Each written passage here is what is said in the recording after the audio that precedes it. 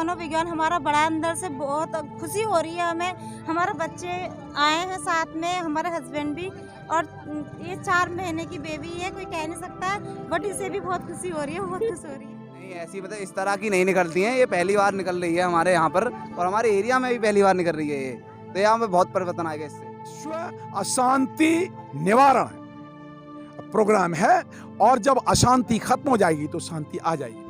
शायद लगता तो है आज का ये प्रोग्राम देख के कि मतलब लोग बौद्ध धर्म की ओर बढ़ेंगे, लेकिन वो है ना, जो हमारे पूर्वज हैं वो तो पुरानी रीति रिवाजों को लेकर बैठे हुए हैं। बहुत अच्छा लग रहा है, बता भी नहीं सकते कि आज हम कितने खुश हैं। बहुत अच्छा लग रहा है, बहुत ही ज़्यादा अच्छा लग रहा है। बहुत अच्छा लग रहा है। तो इस तरह के कार्यक्रम पहले आयोजित हुए हैं, पहली बार ऐसा कार्यक्रम? पहली बार हुई।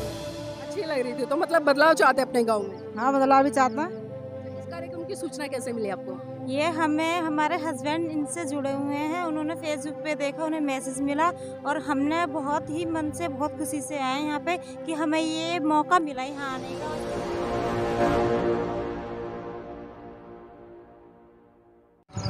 नमस्कार, आप देख रहे हैं एनबी न्यूज़ 24x7 नीलम बौद्ध के साथ। और साथियों, आज हूँ मैं उत्तर प्रदेश के जिला बुलंदशहर गांव हिसोटी में, जहां पर कि धम्मपद ट्रस्ट के माध्यम से आज एक विशाल व भव्य कार्यक्रम का आयोजन किया गया है, जिसमें कि प्रथम चरण में जिस तरह से आप देख पा रहे होंगे कि पंचशील ध्वज के साथ में इस धम्म यात्रा की शुरुआत की जा रही है। और यहाँ पर आज दूर दराज से काफ़ी लोग आए हैं, और यहाँ पर अभी फ़िलहाल जो गांव के लोग हैं वो एकत्रित हुए हैं, सबके हाथों में पंचशील के ध्वज आपको दिखाई दे रहे होंगे। और इस यात्रा के बारे में साथियों मैं आपको बता दूं कि ये यात्रा लगभग 4 किलोमीटर से लेकर 5 किलोमीटर तक रहेगी, और बीच में 3 गाँव इस यात्रा के दौरान पड़ेंगे। उसके बाद हिसोटी गाँव है, हिसोटी गाँव में जाकर इस यात्रा का समापन होगा, और उसके बाद में जो मंच है, मंच का कार्यक्रम होगा। अभी तैयारियां आप देख रहे हैं, जिस तरह से तैयारियां चल रही हैं। अभी जो रथ है उसको भी तैयार करने का काम किया जा रहा है, और लोग अपनी बाइक के माध्यम से आप देख रहे हैं कि इस खूबसूरत मंजर, इस खूबसूरत हसीन पल का एक हिस्सा बने हैं, जो कि एक ऐतिहासिक दृष्टि से देखा जाएगा, क्योंकि इस तरह के कार्यक्रम साथियों हमें बहुत कम देखने को मिलते हैं। और आप देखिए जिस तरह से आपके सामने जो बैनर है वो दिखाई दे रहा है, जिस पर लिखा है कि विश्व शांति निवारण अभियान, क्षमा करना सीखिए, सहनशील बनिए, धैर्य रखिए, सब कुछ बदलने वाला है।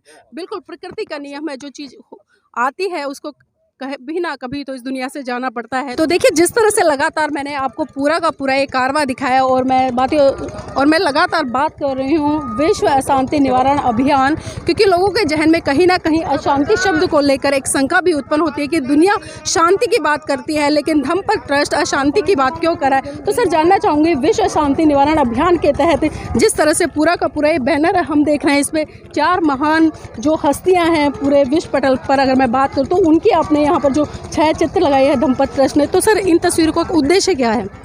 देखिए नीलम जी, सबसे पहले तो हमें समझना पड़ेगा कि ये जो हमने बैनर बनवाया है इसके पीछे हमारी सोच क्या है, हमारा उद्देश्य क्या है। और जैसा कि हमने जो है इसमें जो विषय लिखा हुआ है विश्व अशांति निवारण अभियान, तो विश्व अशांति निवारण अभियान ये अपने आप में लोगों को चौंकाने वाला एक विषय है। लोगों को ये सोचने में मजबूर करता है कि सभी लोग तो शांति की बात करते हैं, पीस की बात करते हैं, हैप्पीनेस की बात करते हैं, और हम अशांति की बात कर रहे हैं और उसके निवारण की बात कर रहे हैं।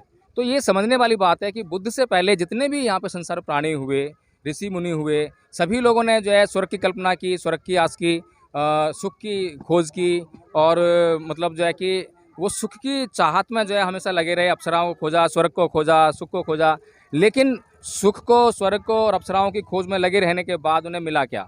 उन्हें बार बार दुख ही मिलता रहा, किसी को भी सुख नहीं मिला। लेकिन बुद्ध ने जो है वो उसको जांचा और देखा, उन्होंने भी प्रयास किया कि सुख को कैसे खोजाया जाए, लेकिन सुख को क्योंकि डिफाइन नहीं कर सके वो जो है, तो सुख को अगर डिफाइन नहीं कर पाएंगे, जिस चीज़ को हम डिफाइन नहीं कर पाते संसार में, तो उसको खोजेंगे कैसे? हमें पता ही नहीं कि हमें किसे खोज रहे हैं, उसका आकार क्या है, रूप क्या है, रंग क्या है, उसको जो है कैसे जाने कि उस चीज़ को खोजना है। तो इसीलिए जो है बुद्ध ने देखा कि सुख को डिफाइन किया जाता है लेकिन दुख को डिफाइन किया जाता है।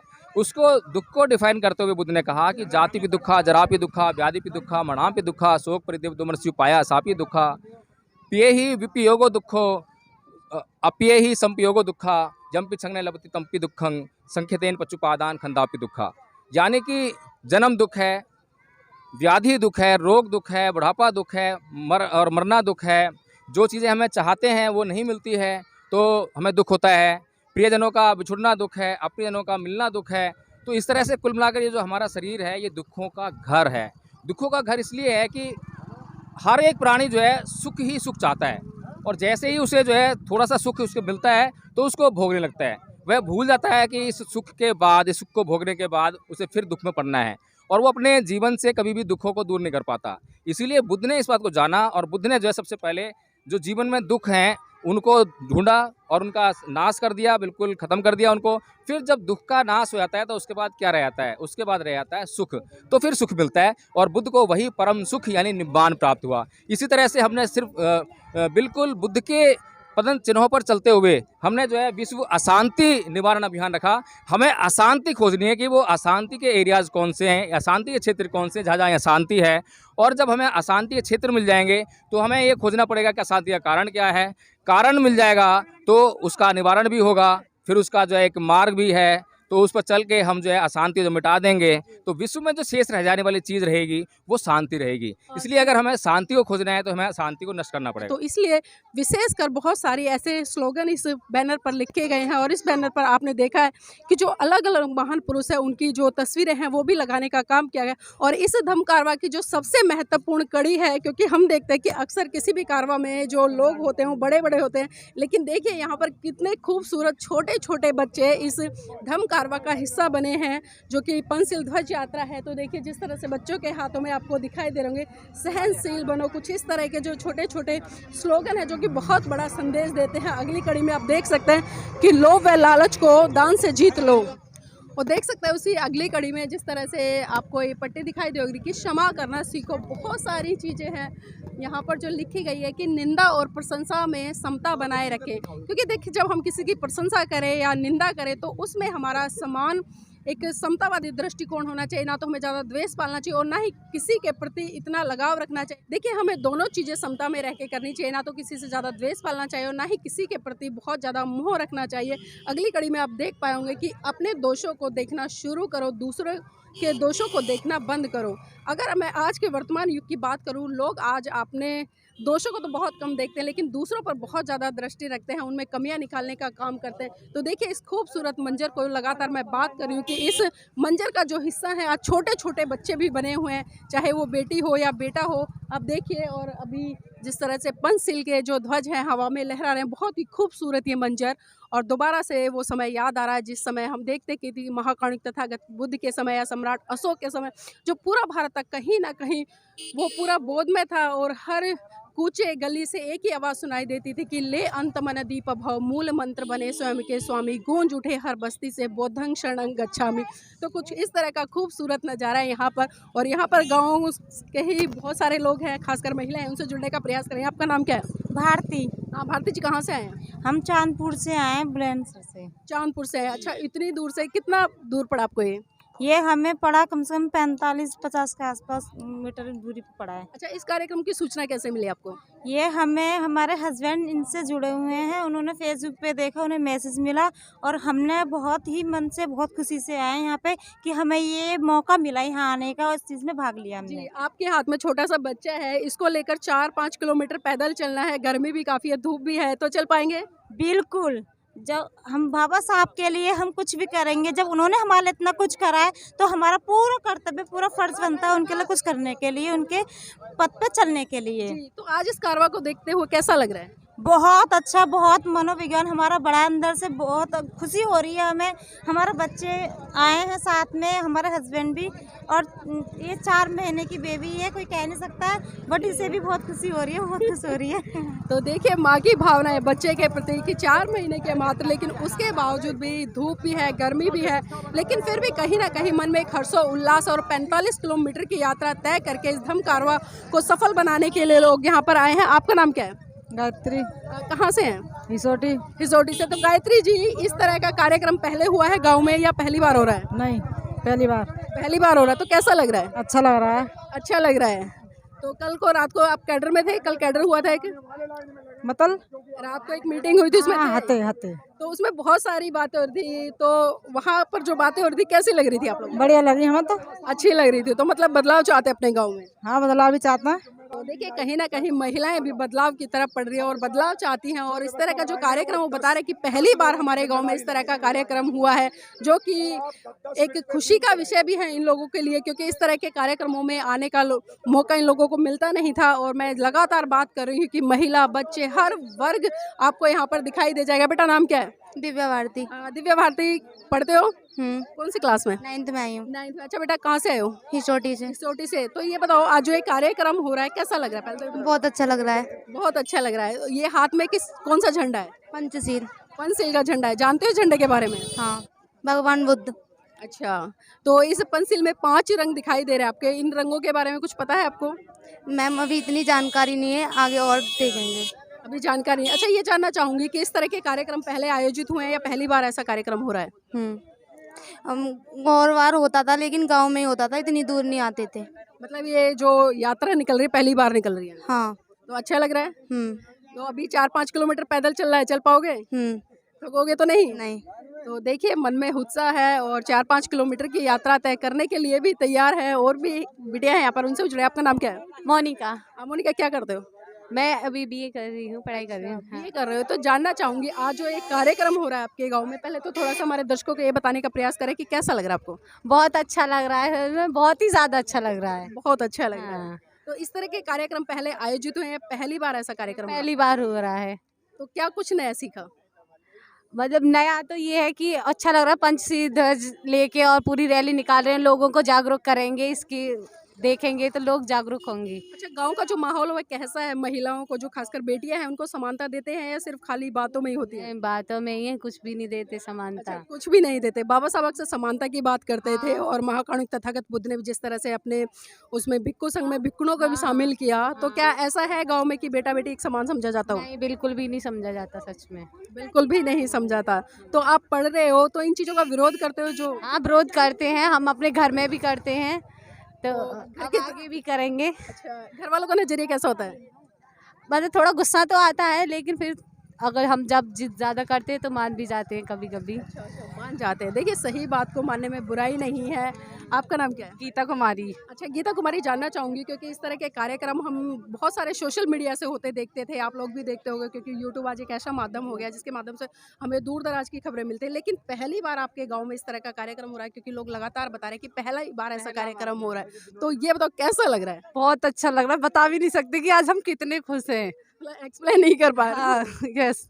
अच्छा, ये जानना चाहूँगी आपके गांव में, क्योंकि अभी जिस तरह से हम चर्चा कर रहे हैं, 2-4 दिनों से देख रहे हैं, लोग अभी बुद्धिज़्म की तरफ नहीं आ रहे, लेकिन आज सबके हाथों में पंचशील के झंडे हैं। तो क्या हिंदू धर्म को छोड़कर बुद्धिज़्म की तरफ बढ़ेंगे?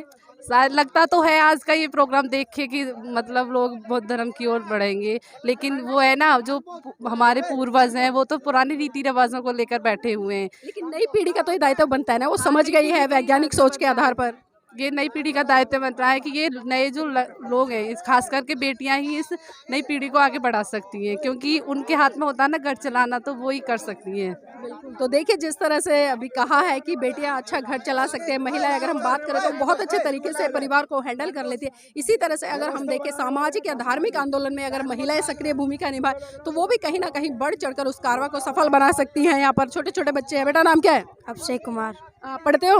हाँ, कौन सी क्लास में? 4th। अच्छा, आज यहाँ पर क्यों आए हो? आज रैली निकल रही है, यहाँ पर एक खुशी के लिए आए। रैली निकल रही है, तो ये रैली कैसी लग रही है? बहुत अच्छी लग रही है। बहुत अच्छी लग रही है। आपके गले में कौन सा पटका है? पंचशील। पंचशील का है। और ये झंडा? पंचशील। पता है आपको? हाँ। अरे वाह, बहुत अच्छे बच्चे हैं। देखिए, इन्हें जानकारी है कि पंचशील का पटका है, पंचशील का ध्वज है। और तो आप देखिए इस खूबसूरत मंजर को। मैं आपको थोड़ा सा और पीछे तक दृश्य दिखा दूं, और इस खूबसूरत मंजर के साथ में लगातार मैं आपको अवगत करा रही हूँ कि हम अभी वर्तमान में जिस तरह से बुलंदशहर जिला उत्तर प्रदेश गांव हिसोटी, अभी हिसोटी तो नहीं है ये, उससे पहले दाऊदपुर का पुल है वो पड़ता है, और ये गांव भी है। और यहीं से चलकर जो ये पंचशील ध्वज यात्रा है, ये हिसोटी गांव पहुंचेगी, जिसमें कि बीच में 2 गांव पड़ेंगे, उनको क्रॉस करते हुए तीसरा गांव हिसोटी है। वहीं पर इस यात्रा का समापन किया जाएगा। और भी लोग हैं मेरे साथ में, और खासकर मेरे साथ में यहाँ पर अनिल जी है। अनिल जी से भी जुड़ने का प्रयास करूंगी। अनिल जी, जानना चाहूँगी, इस तरह का कार्यक्रम धम्पक ट्रस्ट ने किया है, तो ये विचार और किस तरह से आया कि ऐसा कार्यक्रम किया जाए? पूरे दुनिया में शांति की बात सब लोग करते हैं, और शांति शांति सब लोग लाना चाहते हैं। कोई ये नहीं कहता है कि अशांति को खत्म किया जाए। ये पहला कार्यक्रम है पूरे भारत में जहां पर ये अशांति निवारण की बात हो रही है। जब अशांति खत्म हो जाएगी तो शांति तो अपने आप आ जाएगी। तो ये बुद्ध का जो शील है, बुद्ध का धम्म है, वो यही कह रहा है कि 5 चीजें ना करो, बाकी सब कुछ करो। जैसे चोरी ना करो, झूठ ना बोलो, नशा ना करो, व्यभिचार ना करो और जीव हत्या ना करो, बाकी सब कुछ करो। तो अगर ये 5 चीजें इंसान ना करे तो उसका जीवन सुखमय हो जाएगा। तो ये कार्यक्रम का नाम है विश्व अशांति निवारण प्रोग्राम है। और जब अशांति खत्म हो जाएगी तो शांति आ जाएगी भारत में। और ये हिंसौटी गांव में ये कार्यक्रम हो रहा है। और देखिए इसमें महिलाएं, बच्चे, छोटे छोटे बच्चे, बच्चियां, यंग, नौजवान, बुजुर्ग, सब लोग, गांव वाले सब लोग इकट्ठे होकर के और शांति से चलेंगे। सिर्फ कहेंगे बुद्धम शरणम गच्छामि, धम्मम शरणम गच्छामि, संघम शरणम गच्छामि कहते हुए चलेंगे, शांति का संदेश देंगे। जय भीम, जय भारत। बहुत बहुत साधुवाद अनिल जी हमारे साथ जुड़ने के लिए। बाबूजी भी है मेरे साथ में। बाबूजी नाम क्या है? राजवीर सिंह है जी मेरा नाम। राजवीर जी यही गांव में रहते हैं? हाँ जी। कौन से गांव से? हिसोटी से। अच्छा, हिसोटी से। तो जानना चाहूंगी इस तरह के जो कार्यक्रम हो रहे हैं तो इनसे आप लोग, खासकर गांव के लोग, क्या प्रेरणा लेंगे? हमें इससे चोरी नहीं करना, ईमानदारी से बात करना और आदि बहुत सी बातें होती हैं, जैसे किसी के साथ घृणा नहीं करना, प्रेम से रहना, संगठन में काम रहना आदि, ये सब बातें होती हैं जी। तो देखिए गांव के लोग भी कहीं ना कहीं इन चीज़ों को जानते हैं, समझते हैं कि किस तरह से हमें करुणा, मैत्री, भाईचारे का संदेश देते हुए एकजुट होकर एक साथ रहना है। यहाँ पर यूथ भी है, उनसे भी जुड़ने का प्रयास करेंगे। आपका नाम क्या है? लोकेश। लोकेश, क्या करते हैं अभी? मैं स्टडी कर रहा हूँ। स्टडी कर रहे हो? क्या स्टडी कर रहे हो? 10th क्लास में हूँ। अच्छा, 10th क्लास में हो। तो पहले ये बताएं हमारे दर्शकों को, जिस तरह से आज यहाँ पर ये इस धम्म यात्रा का कार्यक्रम क्या है, खासकर जो पंचशील ध्वज यात्रा है निकाली जा रही है, तो कैसा लग रहा है? ये बहुत अच्छा लग रहा है हमें। मतलब हमारे गांव में ये पहली बार हो रहा है, लेकिन मतलब बहुत अच्छा लग रहा है कि हमारे और भी गांव देखेंगे और वो भी जागरूक होंगे लोग कि उनके गांव में मतलब ये हुआ था। जी। तो क्या लगता है इस तरह के कार्यक्रमों से परिवर्तन आएगा लोगों में? जी बिल्कुल आएगा। लेकिन बहुत सारे लोग ये भी कहते हैं कि इस तरह की यात्राएं निकलती रहती है, कोई परिवर्तन नहीं आता। तो आप क्या कहेंगे इस पर? जी नहीं, ऐसी मतलब इस तरह की नहीं निकलती हैं। ये पहली बार निकल रही है हमारे यहाँ पर और हमारे एरिया में भी पहली बार निकल रही है ये। तो यहाँ पे बहुत परिवर्तन आएगा इससे। तो देखिए कहीं ना कहीं युवा भी बता रहे हैं कि इस तरह की यात्राएं कभी नहीं निकली है हमारे यहाँ पर, और पहली बार इस तरह की यात्राएं निकल रही है। तो बहुत बड़े स्तर पर परिवर्तन आएगा। तो साथियों हमारे साथ लगातार बने रहिएगा और पल पल की खबरें दिखाने के लिए मैं अभी आपके साथ में पूरा दिन इस कार्यक्रम को लाइव भी टेलीकास्ट करूंगी और आपको रिकॉर्डिंग के माध्यम से भी दिखाऊंगी। लेकिन मैं चाहूँगी कि अभी तक आपने NB न्यूज़ चैनल को सब्सक्राइब नहीं किया तो उसको सब्सक्राइब कर लीजिएगा, उसकी वीडियो को लाइक कीजिएगा, शेयर कीजिएगा और कमेंट के माध्यम से बताइएगा कि ये कारवा आपको कैसा लगा।